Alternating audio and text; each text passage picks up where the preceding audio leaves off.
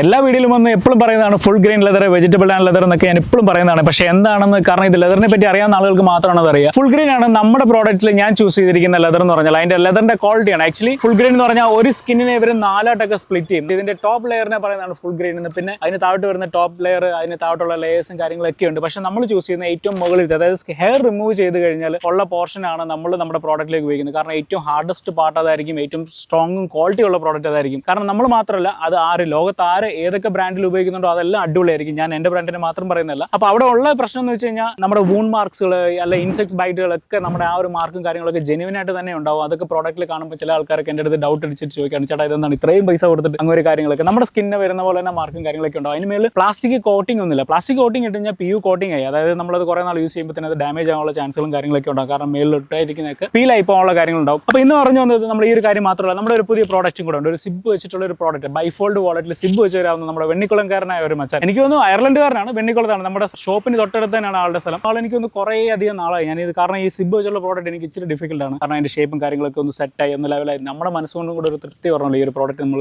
ആളുകളിലേക്ക് കൊടുക്കുമ്പോൾ. അപ്പോൾ അങ്ങനെ ഏകദേശം ഒരു പ്രോഡക്റ്റ് കാര്യങ്ങളൊക്കെ സെറ്റ് ആയിട്ടുണ്ട്. അപ്പോൾ ഈ ഒരു പ്രോഡക്റ്റിന്റെ വിശേഷം എന്ന് പറഞ്ഞാൽ 9 സെന്റിമീറ്റർ ആണ് ഹൈറ്റ് വരുന്നത്, 11 സെന്റിമീറ്റർ ആണ് വിഡ്ത്ത് വരുന്നത്. മെറ്റൽ ലോഗോയും കാര്യങ്ങളൊക്കെ നമ്മൾ ഫ്രണ്ടിൽ തന്നെ പ്ലേസ് ചെയ്യുന്നത് അത്യാവശ്യം പ്രീമിയം ലുക്കിലാണ്. അതായത് സ്ലിം ആയിട്ട് തന്നെയാണ് കിടക്കുക, പ്രൊജക്ഷൻ ഒന്നും കാര്യങ്ങളില്ല. പിന്നെ നമ്മൾ ത്രെഡ് യൂസ് ചെയ്തിരിക്കുന്ന ഒലിവ് ഗ്രീൻ കളർ ത്രെഡാണ് യൂസ് ചെയ്തിരിക്കുന്നത്. എപ്പോഴും എന്നോട് ചോദിക്കും സിബിന്റെ ക്വാളിറ്റി ആൾക്കാർ ചോദിക്കും.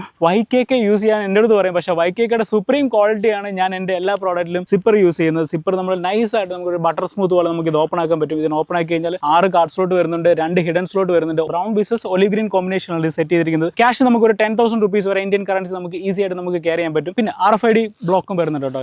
ഇത്രയൊക്കെയാണ് ഈ ഒരു പ്രോഡക്റ്റ് വിശേഷങ്ങൾ. ഈ ഒരു പ്രോഡക്റ്റ് നമ്മുടെ kingsroyalarmy.com എന്ന് പറഞ്ഞ വെബ്സൈറ്റിലും അവൈലബിൾ ആണ്, നമ്മുടെ ഷോപ്പിലും ഈ ഒരു പ്രോഡക്റ്റ് അവൈലബിൾ ആണ്. ഒരുപാട് സ്റ്റോക്ക് നമ്മുടെ ഇല്ല. എനിക്ക് ഒരു 10 പീസോളാണ് നമ്മൾ ഇത് മേക്ക് ചെയ്ത് വെച്ചിരിക്കുന്നത്. പെട്ടെന്ന് ആളുകൾ വരുന്ന പെട്ടെന്ന് ആളുകൾ കിട്ടും. പിന്നെ അല്ലെങ്കിൽ 20-25 ഡേയ്സ് നമ്മൾ വെയിറ്റ് ചെയ്തിരിക്കേണ്ട ഒരു പ്രോഡക്റ്റ് മേക്ക് ചെയ്യാൻ വേണ്ടിയിട്ട് നമ്മുടെ ലെതറാണ് ആക്ച്വലി സ്റ്റോക്ക് ചെയ്ത് വെക്കുക. നമ്മൾ ഹെർമസിന്റെ ബാഗ് ഒക്കെ മേക്ക് ചെയ്യുന്ന അതേ പരിപാടിയാണ് ആളുകൾ അത് മനസ്സിലാക്കുന്നത്. അതേ പരിപാടിയാണ് നമ്മളും ചെയ്യുന്നത്. നമ്മളെയും വെൽക്കം ചെയ്യുക, എല്ലാവരും നമ്മൾ സപ്പോർട്ട് ചെയ്യുന്നുണ്ട്. Keep supporting. അപ്പം നെക്സ്റ്റ് വീഡിയോയിൽ നെക്സ്റ്റ് ഡിസൈനും കാര്യങ്ങളും ടേക്ക് കെയർ.